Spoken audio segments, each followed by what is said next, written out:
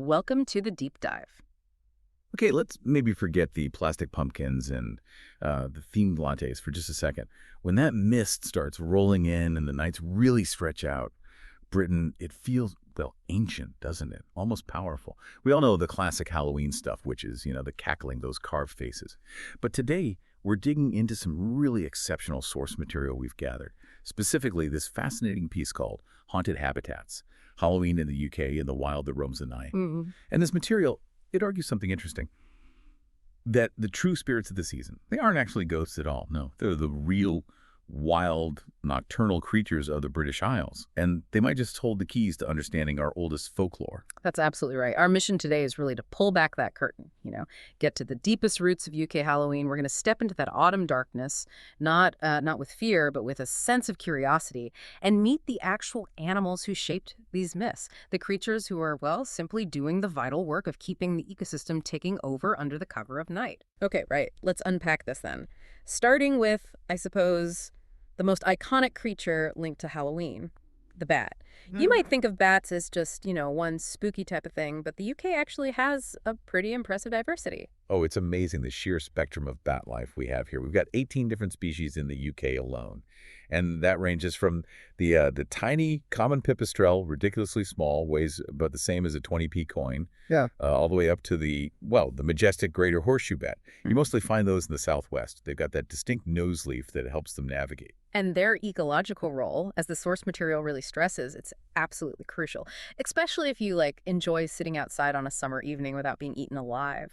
Exactly. They are the night shift for pest control, basically. They emerge right around dusk and feed almost entirely on insects, so they keep those populations of midges and mosquitoes way down. But despite being pretty common, they're facing some really severe, quite unique modern pressures. Given that they do seem to be quite common, are we maybe overstating the threat? Or is it specific species or maybe certain behaviors that are really in danger? It's more about specific behavior disruption. I mean, habitat loss is always a factor, right? But crucially, modern street lighting is proving to be a massive problem. And it's not just that bright lights might scare them away. It creates what scientists call the barrier effect. See, bats rely on these dark corridors, think hedgerows, tree lines to navigate and hunt safely. A sudden stretch of bright LED light across a road, that becomes like an impenetrable barrier they just won't cross. Wow. Yeah, effectively cutting off their feeding grounds from their roosts. It fragments their entire world. So when we hear about conservation groups restoring old churches or barns, they're not just being sort of sentimental about old buildings, they're actually protecting the absolute lifeline of these navigation routes, these corridors. Precisely. They're restoring these ancestral roosts, yes, but also working on maintaining those dark, connecting pathways. Because seeing a bat flutter by, that isn't a sign of some imminent vampire attack. It's actually a brilliant indicator of ecological health. Right. If you have bats, it means you have a vibrant, clean ecosystem. It's functioning exactly as it should be. That's a really powerful shift in perspective, isn't it? Moving from fear to function. Okay, so we're moving from the tiny, almost silent flutter of the bat to something much larger and historically much more ominous, the silent glider, the barn owl. Yeah, few sounds really pierce that late autumn stillness, quite like the ghostly, high-pitched screech of a barn owl. It's unforgettable. No. And historically, especially if you heard it near your home, it was definitely considered a bad omen, a harbinger of bad luck, maybe even death. Gosh. Yet today, what does that same barn owl actually symbolize for, say, a modern UK farmer or a conservationist? Success, really. It symbolizes successful, sustainable farmland. They are fantastic natural bioindicators. And here's a really impactful piece of info from the sources. A single breeding pair of barn owls can clear a farm of up to, wait for it, 5,000 rodents per year. 5,000? Wow. Yeah, they're worth far, far more than any trap or poison to the agricultural economy. True allies. But they suffered terribly, didn't they? It wasn't just folklore working against them. It was the whole agricultural system for a while. Oh, absolutely. Their populations were just devastated by the heavy use of certain pesticides back in the mid-20th century. Those poisons bioaccumulated up the food chain, you see.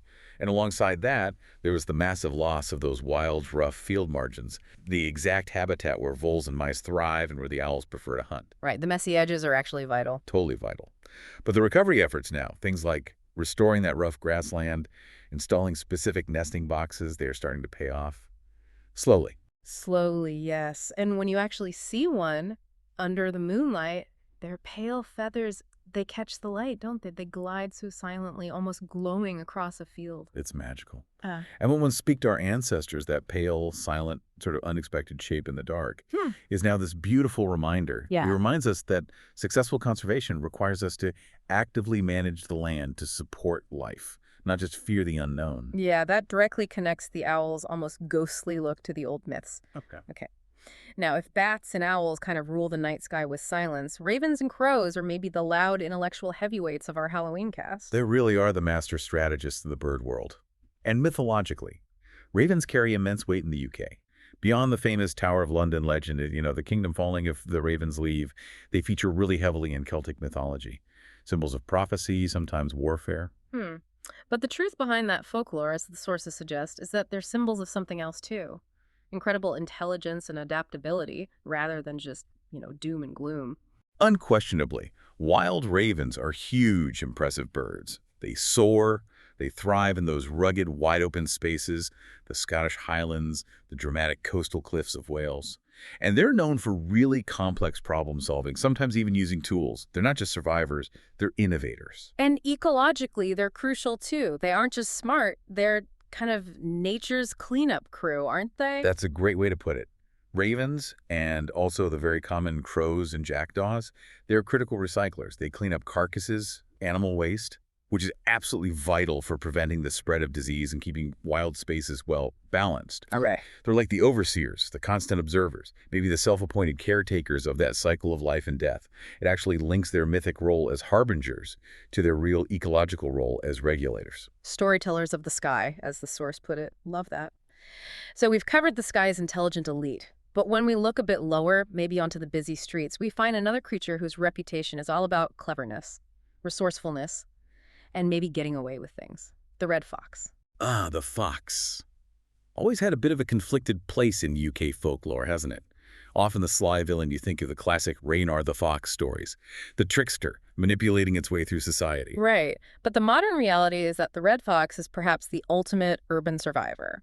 They've adapted to navigating city streets, villages, back gardens, probably better than almost any other native mammal here. Their success is genuinely a remarkable feat of natural adaptation. They've learned how to forage among human waste, navigate really dense infrastructure. Uh, I've actually watched a fox in central London wait patiently at a pedestrian crossing. They're incredibly aware of our rhythms. It's quite something. that's amazing. But that success, it comes at a cost, right? It leads to significant conflict with us humans. It certainly does. Their high visibility, especially in urban areas, it inevitably leads to tragic road deaths, yes, but also to intense human conflict, noise complaints, and sadly, continued persecution in some areas. So the challenge for conservationists now, it isn't just about protecting them out in some pristine woodland. It's about learning coexistence right where we live. So how does that shift the conservation focus then? Are they trying to sort of police fox behavior, or is it more about us? It's largely about managing human behavior, actually. Conservation efforts are now really focused on educating people. Things like secure waste disposal, understanding fox habits, reducing attractants.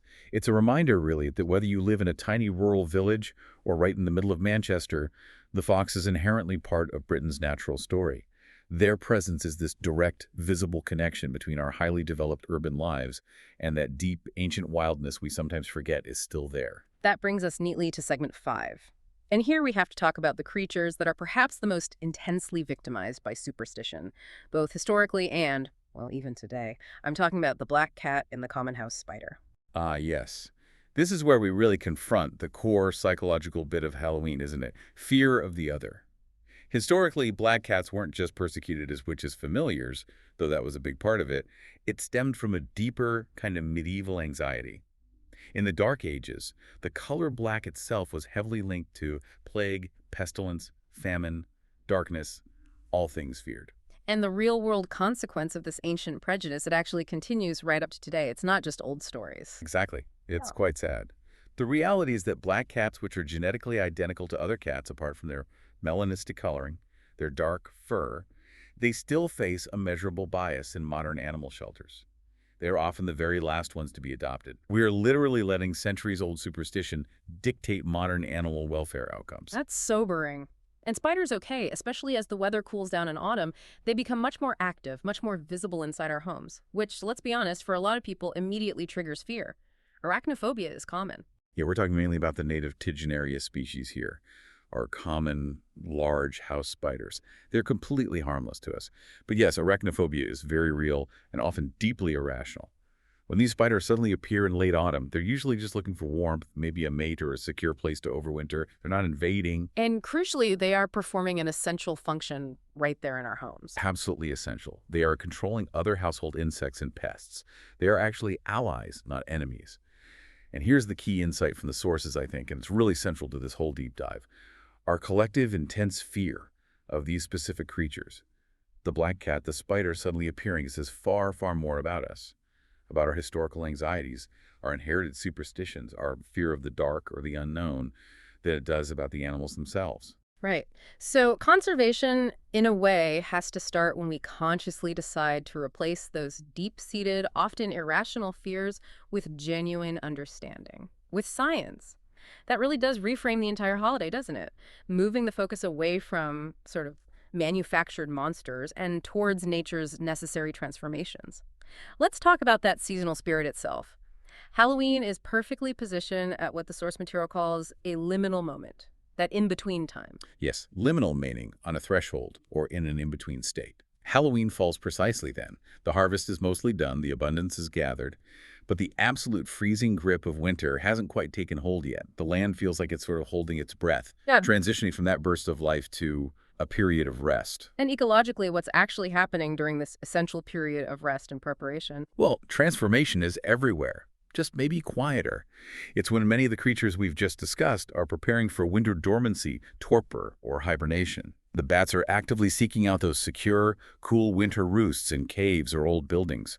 Hedgehogs are gorging themselves, building up vital fat reserves before curling up under a thick pile of leaves. Even the birds are undertaking these massive, complex migration patterns, gathering in huge, noisy flocks before they depart. It's a time of profound change. The whole atmosphere shifts, you feel it. It's a quietness that feels, well, incredibly profound somehow. It really is. The UK landscape, especially if you step out at night, it feels alive in its stillness. It's not dead, it's just resetting for the year ahead. And Halloween, perhaps, reminds us of a crucial ecological lesson. Darkness isn't some malevolent force to be feared. It is an absolutely essential component of nature's rhythm. Without the darkness, the cold, the rest of winter, there simply cannot be that burst of renewal come spring. So, if we try and synthesize everything we've looked at today, from the silent, rodent-eating barn owl to the resourceful city-dwelling fox, the core message seems to be this beautiful paradox.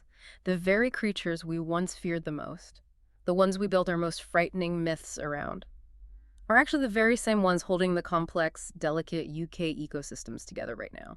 Exactly. So as those lanterns glow in your windows this Halloween, perhaps let that thought just settle for a moment. And if you're looking for some actionable steps, maybe inspired by this deep dive, don't overthink it. It can be really simple. Maybe leaving a specific patch of your garden to grow wild this autumn. That provides vital shelter for hedgehogs and insects. Or perhaps just taking 5 minutes tonight to step outside, away from the noise, and just listen carefully. Listen to the night.